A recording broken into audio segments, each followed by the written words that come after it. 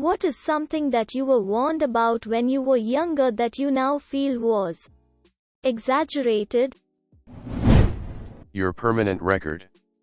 I'm 55, and nobody has ever asked me about the time I was sent to the principal's office when I was 16.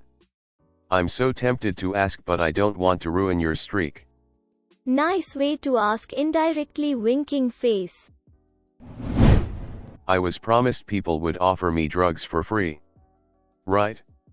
Me too, and at 42 I have thus far only been offered expensive drugs. Very disappointing. I don't even know how to find a drug dealer. They should teach these sorts of useful life lessons in school. Having a bad handwriting being a huge handicap for me in the future in my professional life. I've been working for 20 years, now. Never had to write anything down using a pen beyond personal notes here and there, not meant to be shared.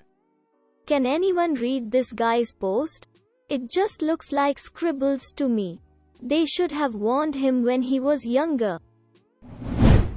My parents both smoked before having kids, and my mom raised me on stories about how the first time she smoked a cigarette, she coughed so badly that she threw up. It made staying away from smoking cigarettes pretty easy, because I didn't want to puke. Once I was in college I brought up the story to her and she blinked like an owl caught in the sunlight. "Wait, you believed me?" she said. "I was just trying to get you to not smoke. If smoking made me vomit, why do you think I smoked for 15 years? Good job, Mom." I could definitely see throwing up the first time you smoke a cigarette, especially if it's a really strong one. Cigarettes taste horrible and the nicotine makes you feel lightheaded and nauseous if it's your first time. I didn't throw up, but I coughed my guts out. Same thing with the first time I tried weed, coughed for what felt like eternity. I was told in DARE that people would constantly be offering me drugs and trying to get me high, and it would be a constant struggle to turn them down. Imagine my disappointment. They just wanted to educate you enough to tell on your parents about their marijuana usage.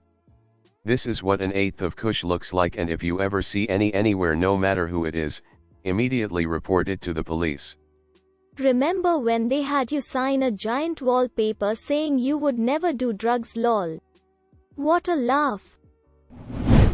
I really thought the Bermuda Triangle would play a stronger role in my adulthood. Getting written up at work. Turns out that permanent work record does not exist and will not follow you from job to job for the rest of your life. Or your school permanent record, like all the tropes in shows and movies. No one cares that you pushed little Billy down in 4th grade. When my 5th grade teacher told us that 6th grade would be a lot harder. Apparently my face will not actually stay like that if I make funny faces in the mirror. When I was a small kid, my mum said that line to me. My smooth small kid brain asked her, "Is that what happened to you?" My line of thinking was, how could she know that unless it had happened to her before? But I soon received a smack. Swallowing chewing gum. In still waiting for that watermelon to grow out of my stomach. Talking to strangers online. Hello internet friends. You're not my friend, I'm not getting in the van with you. That's my purse, I don't know you. Mom warned me to avoid any girl who wanted to stick her tongue in my mouth, French kiss, because it would lead me astray. Mama warned me about women like you. I was hoping she was right. Whoa mama. My mom was obsessed with the idea that all bad shit only happened after midnight, so that was my ironclad curfew. Guess what, Mom? A ton of bad shit has happened to me in broad daylight. If the movie Gremlins ever raised an existential question in my jellyfish brain, it has to be this one. When does after midnight stop? 11:37, 13:15. How do the gremlins know what time zone they're in? How about daylight savings time? My school made me believe that I would be set on fire frequently. It has obviously not happened yet. My 50-year-old dad actually got set on fire not too long ago, and he said his first reaction was to stop, drop and roll like he heard in grade school, and that it worked. So it may not happen very often, but someday you may be thankful.